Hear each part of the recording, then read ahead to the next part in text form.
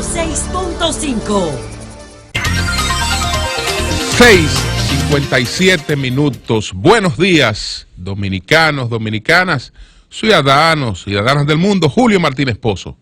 Los comentarios de los temas más importantes en el programa de mayor influencia de la radio y la televisión nacional.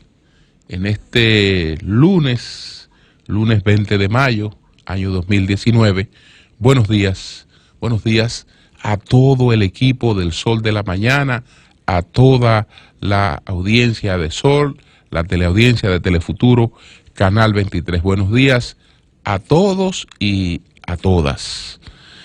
Felicitaciones pues al Banreservas por los resultados de la Expo Hogar del Banco de Reserva.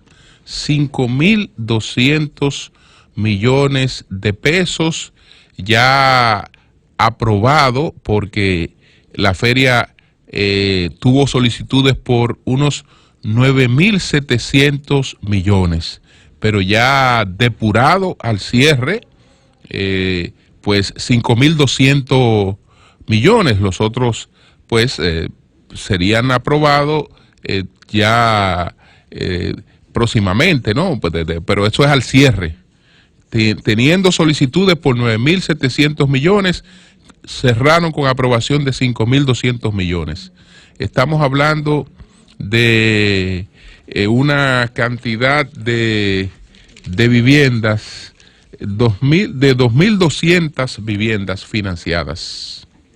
2.200 viviendas financiadas. Esto pues es muy importante, y habrá que ver después cuántas de esas son realmente primeras viviendas, y eso va dando otra idea en términos de el desarrollo económico en la República Dominicana. Pero felicitaciones al Banco de Reservas de la República Dominicana. Ayer pues hubo algunas informaciones muy tristes. Una de ellas es el fallecimiento por un aparatoso accidente de tránsito de Guillermo Cruz, que era funcionario de la Superintendencia de Valores, gran oyente del Sol de la Mañana. Siempre pues por el WhatsApp nos intercambiaba algunos planteamientos. Pues se accidentó en la madrugada del domingo en el malecón, y falleció poco tiempo después del accidente, y su cadáver será expuesto a partir del mediodía en la funeraria Blandino. Entonces, bueno, entre otros temas, el caso de los jóvenes que fueron raptados en el Evaristo Morales al salir del apartamento de el doctor Héctor Guerrero Heredia, donde vive su hijo. Al salir de allí, dos jóvenes amigos de su hijo fueron raptados, fueron golpeados, despojados de todas sus pertenencias, obligados a hacer retiros de cajeros, y luego abandonado, afortunadamente con vida, ¿no? Pero sumamente maltratados, ultrajados, y fueron hospitalizados primero en el Hospital Darío Contreras y luego en Sedimat, donde aún se encuentran. Entonces la policía ayer mismo ubicó a los individuos en un colmado en Yamasá. Ahí estaba el vehículo que fue usado por ellos para raptar a estos dos jóvenes, y fueron apresados varios, no sé si todo el grupo, porque hoy ellos iban a ofrecer otros detalles. Pero esto es importante que se haya resuelto rápidamente, y además nos pone en alerta sobre medidas de seguridad que tenemos que seguir incrementando, y sobre todo por parte de las autoridades, porque no podemos permitir que cosas como esa pues se sigan desarrollando, que se tornen comunes. Nosotros la semana pasada, por ejemplo, hablamos del caso de un comerciante en el sector Reparto Rosa de Santo Domingo Oeste, que fue objeto de lo que se entendía que fue un intento de atraco. En principio se habló que era para el despojo de una prenda que tenía encima. Nosotros llegamos a conversar con el vocero de la policía. Sería interesante saber cómo siguen esas investigaciones, porque por otra parte hay otras versiones ahí que hablan de una muerte por encargo. Parece que la persona que fue la víctima, no, aunque también murió uno de los asaltantes, o uno de los que le fue a disparar, se dedicaba al negocio de préstamos. Entonces ese es un negocio muy riesgoso, porque resulta que ya después de deudas importantes, lamentablemente en nuestro país se está haciendo más económico disponer de la vida del prestamista que pagarle. Entonces, si eso anda por ahí, la policía debe profundizar en estas investigaciones para que estos hechos no queden impunes, porque parece ser, de acuerdo con los que me han planteado algunas personas, que se simuló lo del atraco para dar que esto fuera lo que quedara, ¿no? Que fue muerte por un intento de atraco, pero parece que habían otros intereses en este caso que deben profundizarse en ellos para determinar qué fue lo que ocurrió. Entonces, bueno, hablaré sobre los actos de ayer, sobre la parada cívica y sobre el panorama político. Pero antes, yo quiero, en una reiteración de endoso a la decisión del Tribunal Constitucional que ya comentamos en relación con declarar contra un recurso de inconstitucionalidad de la Asociación Dominicana de Profesores, por el hecho de que la Cámara Civil y Comercial de Barahona había declarado ilegal una huelga y le había impuesto unas 30 a la ADP, y los presuntos afectados fueron ante el Tribunal Constitucional y ya esa sentencia la comentamos. ¿Por qué vuelvo sobre el tema? Porque hay cosas importantes ahí que resaltar. Pudiera verse, por ejemplo, que esa decisión se adopta contra un gremio, digamos, contra un sector que no tiene, a pesar de que ser un gremio muy poderoso, pero como sector se diría que no es un sector financieramente importante, etcétera, y que contra ese sector es fácil pues adoptar una decisión de esa naturaleza. Y no es así. Hay realmente coherencia en el Tribunal Constitucional con medidas de esta naturaleza, porque no ha sido con la ADP y con esa sentencia que el Tribunal Constitucional ha expresado los criterios mediante los cuales sustenta que la educación es un servicio esencial que no puede ser objeto de suspensiones y que tiene que tener un tratamiento especial. Y entonces ayer conseguí una sentencia del Tribunal Constitucional del 15 de abril del año 2013, que esa sentencia tiene prácticamente en parte los mismos argumentos que esta sentencia que se adoptó con relación al caso de Barahona, pero aquí era contra la Asociación de Colegios Privados, la Asociación de Instituciones Educativas Privadas, esta que recurría varias leyes declaradas como leyes y resoluciones que consideraba que tenían un carácter inconstitucional.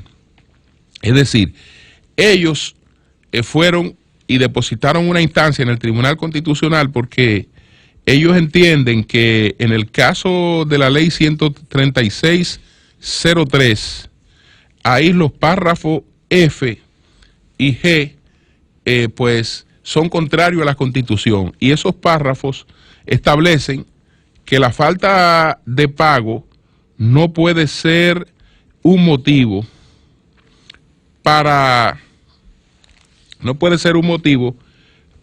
descontinuar el recibimiento de la docencia. ¿Qué es lo que establece de manera concreta? Un conjunto de disposiciones que van en el mismo espíritu, tanto de la ley 136-03 como el artículo 1 de la ley 8600 y el artículo también, y el artículo 1 de la ley 8600. ¿Qué es lo que establecen estos artículos? En resumen, si un estudiante de un colegio privado hay dificultad de pago por parte de sus padres, el colegio no puede descontinuar la docencia de ese estudiante porque ese es un servicio esencial. ¿Qué es lo que se dispone ahí? Que el estudiante debe terminar el año escolar. Lo que sí la ley le permite al colegio es que no le abra matrícula en el próximo año escolar, sino que reporta al distrito escolar público la situación para que en el próximo año escolar ese estudiante cuyos padres han tenido dificultades en un colegio privado por falta de pago pueda tener cupo en la educación pública. Es decir, el colegio a lo que no está obligado y lo que tiene permitido es que si un estudiante, por cualquier razón, sus padres no pagan la colegiatura, tiene que recibir el año escolar y ya posteriormente no inscribirlo en el año próximo. Eso es lo que puede hacer el colegio. Pero los colegios estimaron que eso era inconstitucional. No puede ser objeto de ningún tipo de discriminación por una serie de cosas, etcétera, etcétera. Entonces, en ese sentido, vamos a recordar qué fue lo que falló el Tribunal Constitucional, y estoy hablando del 15 de abril del 2013, es decir, que su primera decisión no ha sido contra maestros de ADP. ¿Qué determinó? Primero, declarar inadmisible en cuanto a la forma la acción directa de inconstitucionalidad incoada por la Asociación de Instituciones Educativas Privadas contra la circular número 14 dictada por el Ministerio de Educación en fecha 1 de mayo del año 2012, a no ser un acto pasible de ser atacado por la vía de acción directa de inconstitucionalidad, así como el medio de inconstitucionalidad sustentado por los artículos los artículos 1134 del Código Civil, por tratarse de un asunto de legalidad que escapa al control de este tribunal. Segundo, buena y válida en cuanto a la forma, la presente acción directa de inconstitucionalidad, y ahí detalla una cosa, pero dice en cuanto al fondo, la acción directa de inconstitucionalidad de que se trata, declarar conforme a la Constitución y a la ley, es decir, todos los artículos que ellos objetaban porque consideraban que no eran conformes a la Constitución y a las leyes, el Tribunal Constitucional determinó que eran conformes a la Constitución y a las leyes. En el fondo, de lo que estamos hablando es de que nadie tiene derecho a atentar o a perjudicar a un estudiante público o privado. Nadie tiene derecho a perjudicar, a interrumpir la docencia de ese estudiante, ni cuando hay problemas de pagos en los colegios, ni cuando hay demandas reivindicativas en el sector público. Y eso, señores, no es una cosa que está ocurriendo solamente en la República Dominicana. Viendo más o menos la incidencia de este tema, veía una decisión muy similar de el Tribunal Constitucional alemán frente a 4 maestros que habían sido objeto de medidas disciplinarias porque hicieron una paralización de docencia. Y entonces esos maestros entendían que le estaban vulnerando sus derechos constitucionales. Fueron al Tribunal Constitucional alemán y el Tribunal Constitucional alemán dijo, no, lo que están vulnerando el derecho de esos niños son ustedes.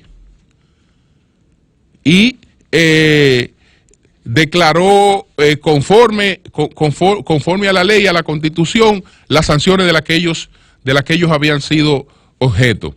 En el año 2008, por ejemplo, hubo una modificación constitucional en Ecuador que declaraba la educación en términos constitucionales como un servicio esencial. Ya por los precedentes del Tribunal Constitucional lo es en la República Dominicana, un servicio esencial, aunque no está claramente especificado de esa manera en la Constitución de la República. Y entonces, en cuanto a los servicios esenciales, se limita considerablemente digamos, hasta el derecho a huelga, que la Constitución nuestra más o menos lo sugiere en su artículo 62, cuando habla que cuando reivindica el derecho a huelga, pero advierte que tiene limitaciones en el caso de los servicios públicos. Entonces, son realidades frente a las que hemos querido vivir de espaldas y no hemos tenido una autoridad que se cuadre frente a ella, como lo ha hecho el Tribunal Constitucional, y yo espero que lo adelante estos precedentes también influyan en otros servicios básicos esenciales, señores. El tiempo de que sean los estudiantes o que sean los pacientes de los hospitales lo que paguen las consecuencias de un conflicto reivindicativo, eso hay que dejarlo atrás.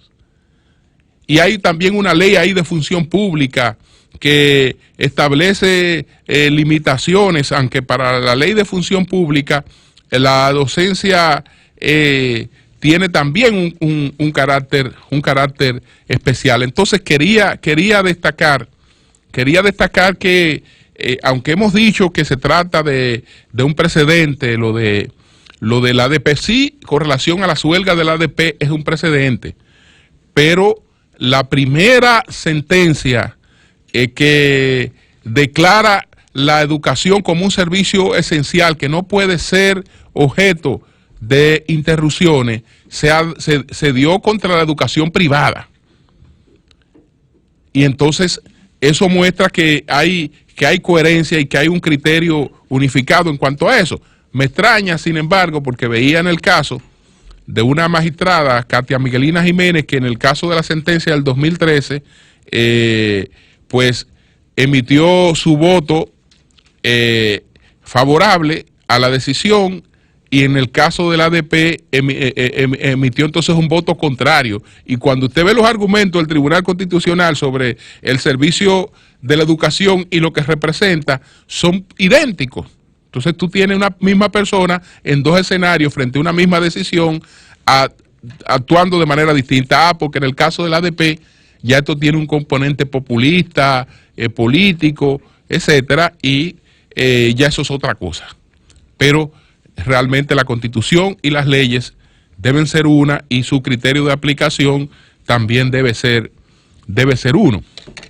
Entonces, con relación a todas las actividades que se desarrollaron en el día de ayer, que además de los 4 actos que se llevaron a cabo en el Gran Santo Domingo y el Distrito Nacional, estuvo la denominada parada cívica que llevó a centenares de personas a San Cristóbal, y una actividad que desarrolló Luis Abinader con el sector agropecuario, entre otras actividades políticas. Entonces, bueno, con relación a estas concentraciones en el Distrito Nacional, en todos los casos con los escenarios realmente abarrotados de público, y dando una demostración de fuerza simultánea para reflejar que no es necesario llevar gente de Santo Domingo Oeste pues a un acto del Distrito Nacional, o que no es necesario traer gente de Santo Domingo Este a un acto del Distrito Nacional, sino que el nivel de fuerza que hay en cada uno de sus municipios es suficiente para el arrastre de actos multitudinarios. Entonces, Distrito Nacional, Palacio de los Deportes, Polideportivo de las Caobas, Santo Domingo Oeste, Polideportivo en Santo Domingo Norte, y entonces el parque en el Parque del Este en Santo Domingo Oeste.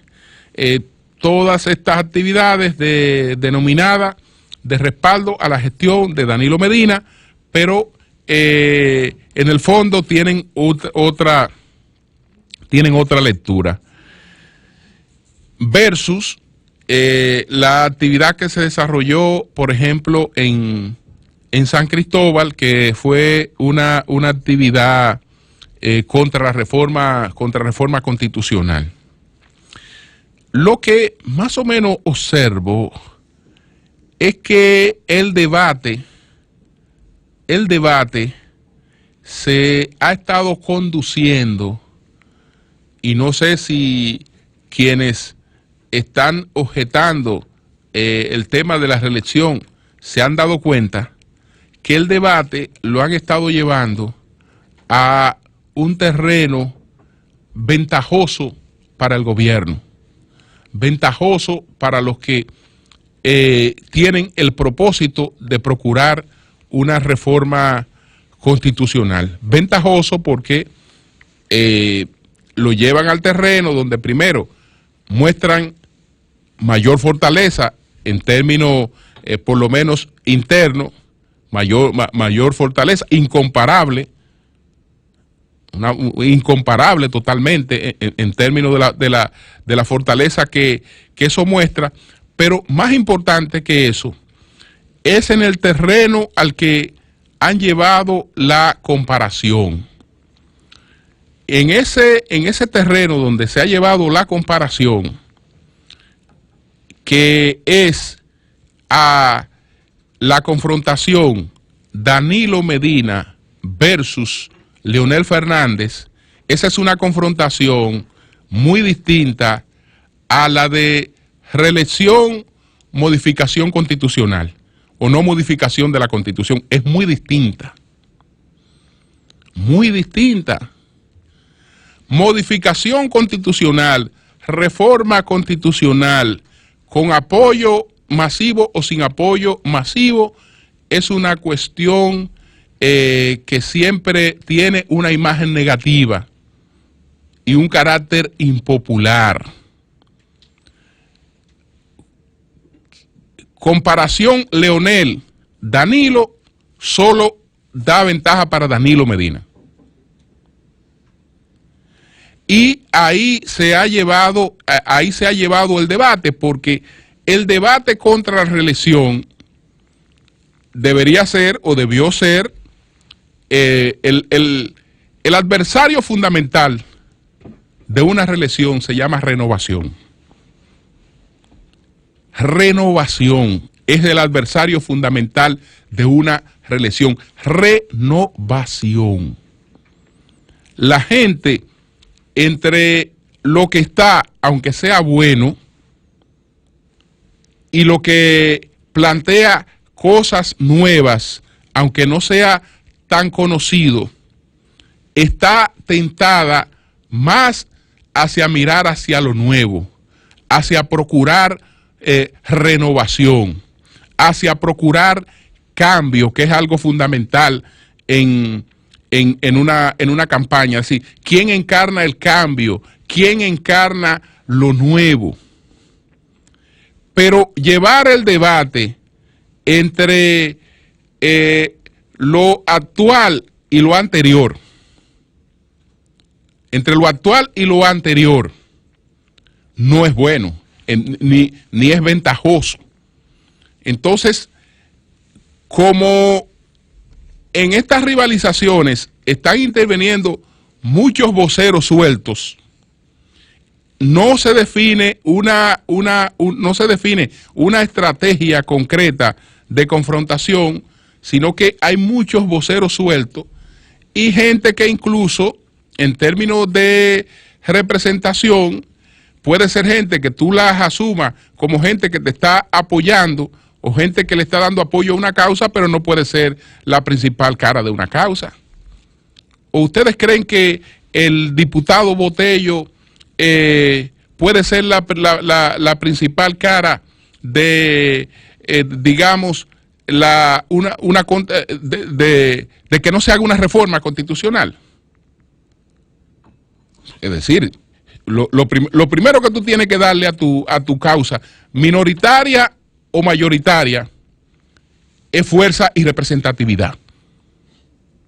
Y la representatividad no solo está dada por la fuerza que tú tengas, sino también por la calidad que tenga esa representatividad. Entonces, en ese escenario, la desventaja que advierto para el PRM, que ya habíamos hablado de mediciones anteriores, pero si usted hace alguna actualmente y como van tornando los acontecimientos, usted ve que ha llevado la peor parte. Ha llevado la peor parte porque el PRM y sobre todo Luis Abinader se ve colocado en este escenario detrás de Leonel Fernández. Es decir, como un aliado de Leonel Fernández, cuando se supone que Leonel Fernández y Luis habrían de rivalizar. Y usted entonces tiene que mantener su diferenciación, porque usted no puede igualarse o no puede acercarse a alguien con el que va a rivalizar, porque al hacerlo realmente crea mucha confusión. Es decir, usted tiene que mantener su diferenciación independientemente de que hayan espacios de coincidencia. Pero usted tiene voceros ahí que actúan por igual como vocero de Luis o como vocero de Leonel. Por igual. Y entonces, ¿eso qué está creando en estos momentos? Hable con cualquiera, siéntese con cualquiera a hablar sobre política y la confrontación actual. Y usted se encuentra que en estos momentos el PRM está prácticamente fuera del escenario. Es decir, que lo que la gente se está debatiendo es si se da otra oportunidad a Danilo o si regresa a Leonel. Y se ha concentrado el debate en eso. Y repito que en ese escenario Danilo alcanza ventaja. Alcanza ventaja en esa comparación, porque contra él debería estarse confrontando es la posibilidad de una renovación, que lamentablemente en el PLD ha sido castrada. El propio PLD no ha entendido esa necesidad, y mientras no se ha visto realmente confrontado por una oposición fuerte, ha cerrado el camino de una renovación y de la presentación de nuevas figuras, que es lo que deberíamos estar debatiendo. Eso es lo que deberíamos estar debatiendo, pero esto se ha convertido en una cuestión que nos lleva prácticamente a un callejón sin salida. Veía por otra parte a Luis Abinader en un acto con el sector agropecuario, que si usted ve el acto es un acto de reconocimiento y de homenaje a Danilo Medina. Porque también usted tiene que saber rivalizar con su adversario, porque lo que él estaba prometiendo, él va a un acto a prometer las cosas que son un reconocimiento de la administración de Danilo Medina. Es decir, yo voy a ampliar el crédito para el sector agropecuario y voy a dar mayor fondo al Banco Agrícola para el sector agropecuario. Pero en toda la historia de este país, con todos los gobiernos juntos, todo el mundo sabe que en esa materia Danilo Medina tiene nota sobresaliente. El año pasado, en el año 2018, estábamos hablando de 27,000 millones solamente a través del Banco Agrícola de la República Dominicana. 27,000 millones con tasa sobre la que usted nunca ha recibido una llamada aquí, ni le he escuchado en otros medios que la gente quejándose por esas tasas. Por el contrario, bueno, que voy a dinamizar la agropecuaria, voy a hacer una serie de cuestiones, es decir, las cosas que en la mentalidad de la gente forman parte del reconocimiento que se le hace al gobierno de Danilo Medina. Bueno, pero eso parece que fue un acto de reconocimiento, porque te van a cambiar a ti que está haciendo la promesa por el que la está ejecutando. Es decir, que no es una promesa, sino que es una realidad.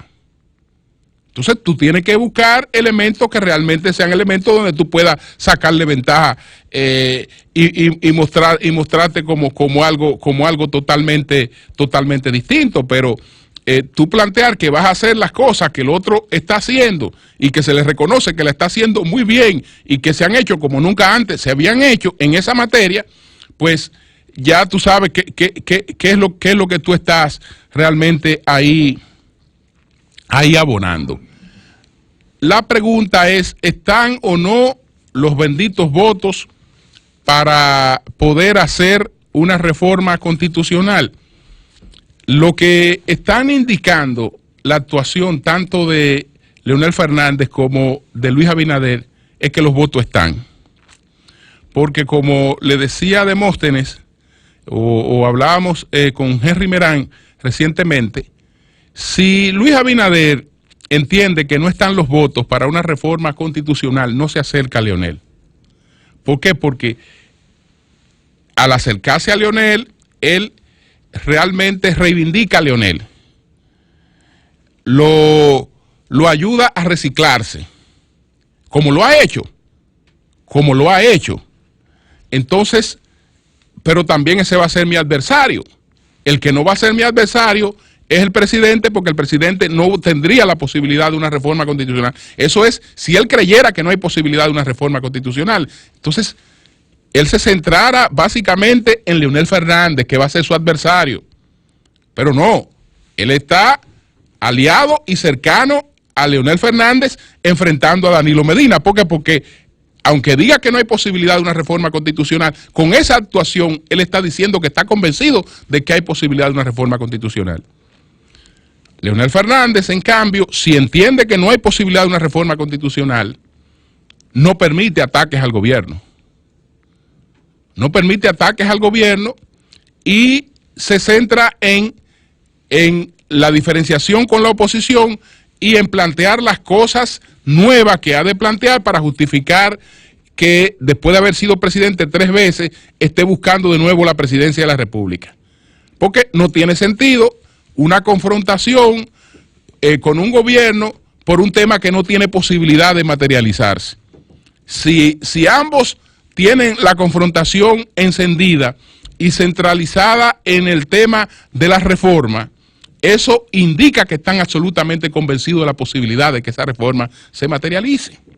Entonces, son ellos los que están creando ese convencimiento con la actuación política que están llevando a cabo hasta este momento. Porque si uno la ve de manera matemática las cosas, uno diría, bueno, pero que eso no es posible. Porque estamos hablando de que ellos sustentan que tienen 82 legisladores y sin esos 82 legisladores, ahí no hay manera de conseguir una mayoría para reformar la Constitución. Pero al mismo tiempo, con sus actuaciones, dicen, no estamos seguros ni de los nuestros. Entonces, en ese panorama, todavía hay mucha confusión, Amaury Jaibar. Cambio fuera.